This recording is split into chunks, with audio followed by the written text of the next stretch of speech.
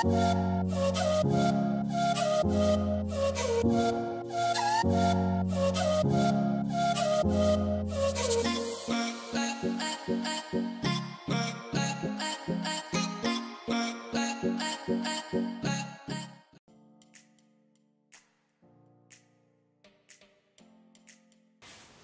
tout le monde, aujourd'hui on se retrouve pour une nouvelle vidéo astuce pour la rentrée, voilà, parce que j'en ai déjà fait une sur des astuces pour garder en fait ses affaires propres, avoir des beaux cahiers tout au long de l'année, que ce soit dans l'écriture, dans la présentation de vos cours, etc. Donc je la mettrai dans le petit en haut si vous l'avez toujours pas vu. Mais aujourd'hui on se retrouve pour des astuces pour les révisions, parce que c'est très important de tout au long de l'année bien réviser pour avoir forcément des meilleures notes et du coup des bons résultats scolaires, et ça peut toujours aider, je pense que ça va vous aider, du moins je l'espère, et donc du coup c'est parti.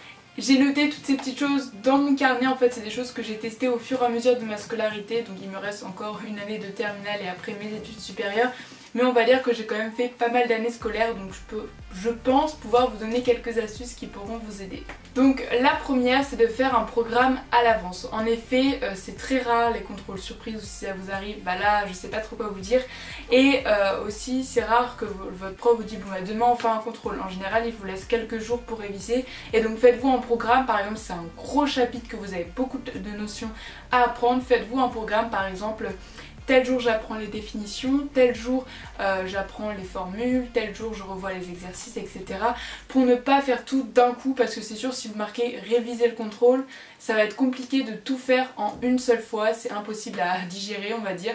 Donc faites-vous un programme pour pouvoir l'étaler au fil du temps et pas tout faire au même moment. Ensuite, ça c'est une astuce connue, mais c'est vous faire des rappels dans l'agenda, comme ça vous savez et vous vous dites pas oh mince demain j'ai un contrôle, j'avais complètement oublié.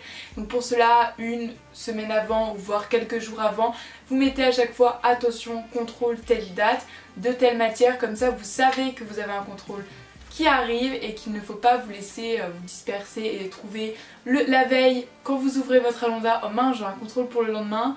Là c'est compliqué j'avoue pour réviser dans la nuit, ou alors vous dormez pas de la nuit, mais c'est encore pire parce que vous êtes crevé pour le contrôle, donc ne faites pas ça. Écrivez dans vos agendas des rappels, donc à vous de choisir comment vous les notez. Vous pouvez les noter en rouge avec un point d'exclamation pour être sûr de ne pas oublier. Vous pouvez tout simplement mettre un post-it, etc. C'est à vous de trouver votre manière de vous rappeler que vous avez un contrôle tel jour. Ensuite c'est important, mais une fois que vous avez appris votre notion, que vous connaissez bien votre cours, c'est de faire des exercices, parce que très souvent dans les contrôles on retrouve des exercices qui appliquent les notions que l'on a appris, enfin du chapitre en tout cas. C'est valable pour plein de matières je pense, en tout cas moi c'est en général comme ça dans mes devoirs, c'est qu'il y a des exercices qui appliquent les notions qu'on a appris, que ce soit les formules, les définitions et même des problèmes pour pouvoir trouver nous-mêmes la solution. Donc c'est pour ça que je conseille vraiment de faire des exercices pour vous entraîner.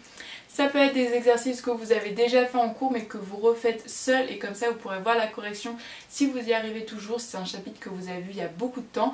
Ou alors vous pouvez en trouver facilement sur internet, il y a plein de sites hyper bien faits, vous pouvez trouver plein d'exercices en fonction de votre classe, de votre niveau et surtout de la matière et du chapitre. Et même en général on a tous des manuels scolaires qu'on nous passe au début d'année, donc certes certains profs ne les utilisent pas du tout, mais vous pouvez les utiliser à la maison, car il y a souvent des exercices en fin de chapitre ou alors des QCM ou des questions-réponses qui sont très bien faits, vu que ça s'est fait par des enseignants. Donc ça peut toujours vous aider, c'est toujours sympa, et surtout si vous faites un exercice et qu'il y a presque le même au contrôle, vous pouvez vous estimer content de l'avoir fait avant chez vous. Et en même temps ça permet de tester vos capacités si vous êtes prêt pour le contrôle ou non. Une autre chose qui rejoint un peu les exercices, c'est d'avoir un tableau blanc. Donc je m'explique, pour ma part je l'ai acheté à Action, en fait c'est un tableau blanc Velleda et je trouve ça hyper bien pour réviser parce que c'est ce que j'ai testé cette année et ça a bien fonctionné. Ou alors c'était soit je me faisais des petits exercices à l'avance, enfin je me mettais par exemple pour les maths des formules ou quoi et que je devais trouver la réponse, ou bien alors les équations ou quoi, ou alors me noter toutes les formules que je devais apprendre sur ce tableau blanc, et après j'ouvrais mon cours et je vérifiais si je les avais tous écrites.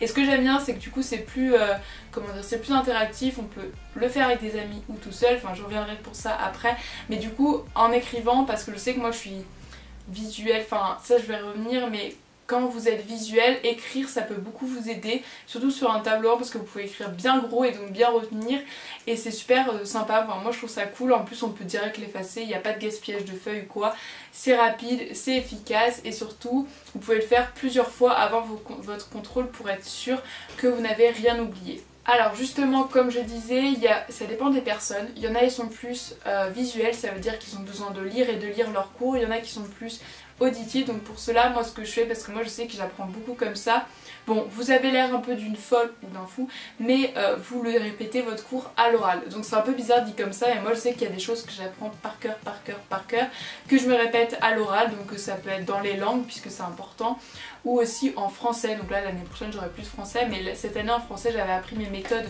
par exemple pour le commentaire par cœur, que je me récitais à l'oral, et après je connaissais, et devant ma copie je me disais ça à faire, et du coup c'était beaucoup plus simple.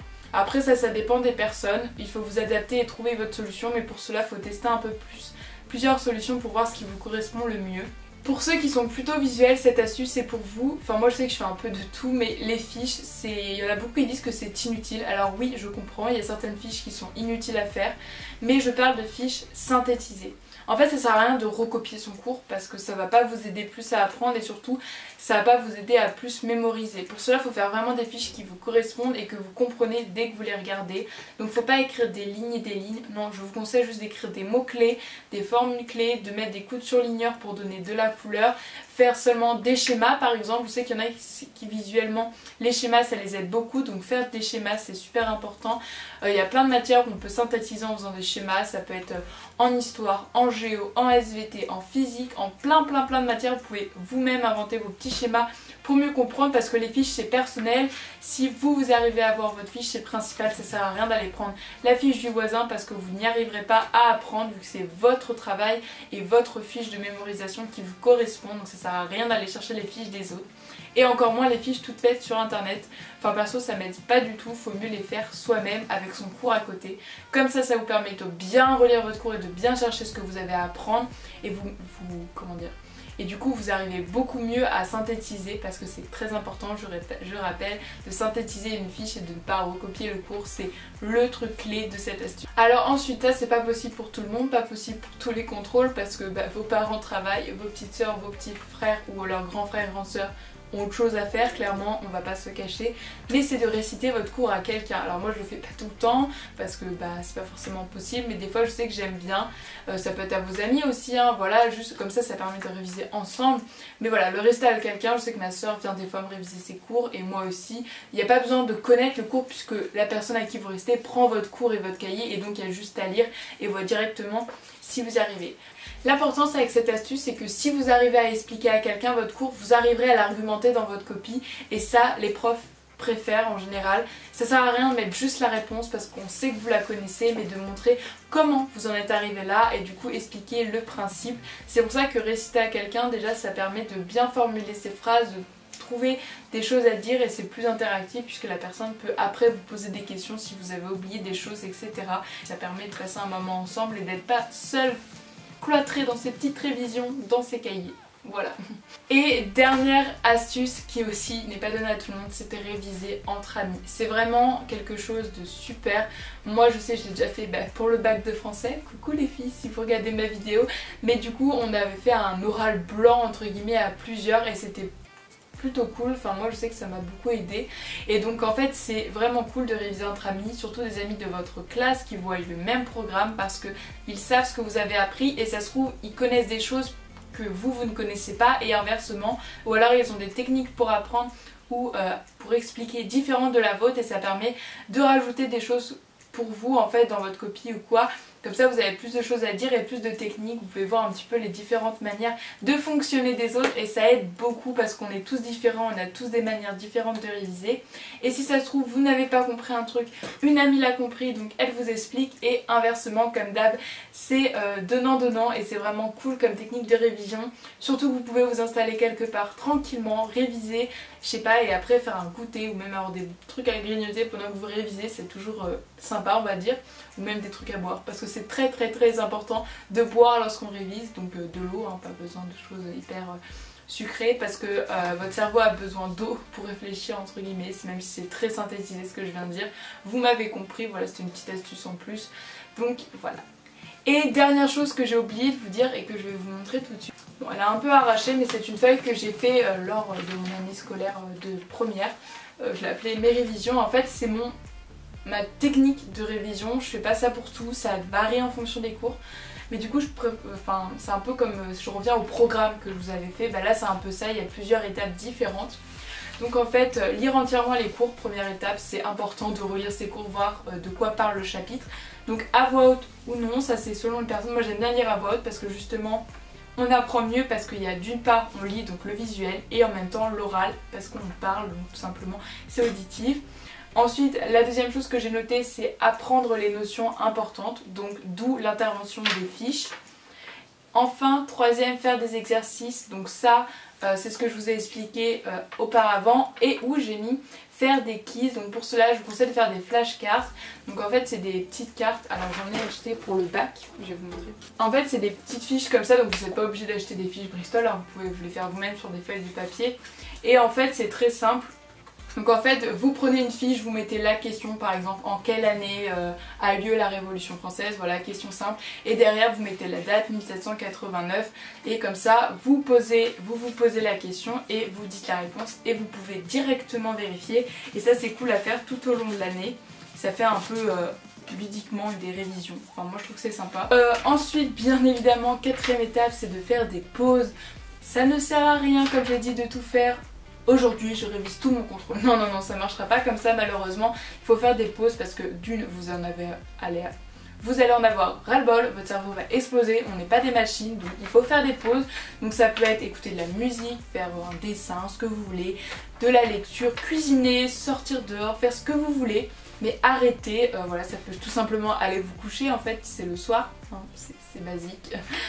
Donc voilà, et enfin la cinquième et dernière étape, je l'ai appelée évaluer son niveau. Donc pour cela c'est réciter ou expliquer à quelqu'un, ou alors la technique du tableau blanc, ou alors faire des exercices sur un site que j'ai trouvé qui s'appelle afterclass.fr.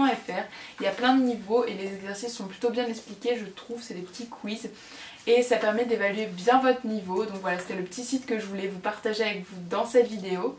Et donc voilà pour toutes mes astuces, j'espère de tout mon cœur qu'elles vous auront aidé. J'ai essayé de bien Et voilà, cette vidéo est terminée, j'espère qu'elle vous aura plu et que mes astuces vous auront été utiles. J'ai essayé de bien structurer cette vidéo et de réfléchir à des astuces que j'ai essayées et qui pourront vous aider. En espérant que vous aurez tout compris, n'hésitez pas à me dire en commentaire vous vos techniques pour réviser, ça pourrait aider plusieurs personnes et aussi pourquoi pas moi parce que j'adore lire vos commentaires et bien sûr je les lis tous et je réponds à un maximum d'entre vous. Sur ce, j'arrête de parler, n'hésitez pas à mettre un like si vous aimez quand j'explique des astuces entre guillemets. Voilà, j'en ai déjà fait 2 cet été pour les cours, comme j'ai dit au début de la vidéo, mais c'est avec plaisir que j'en ferai d'autres sur d'autres sujets, etc. Car j'adore expliquer des choses que entre guillemets je sais ou j'ai acquéri avec l'expérience, waouh, en grandissant. Donc voilà, n'hésitez pas à me demander ça en commentaire. Sur ce, moi je vous fais plein de gros bisous et on se retrouve la semaine prochaine pour une prochaine vidéo. Bye!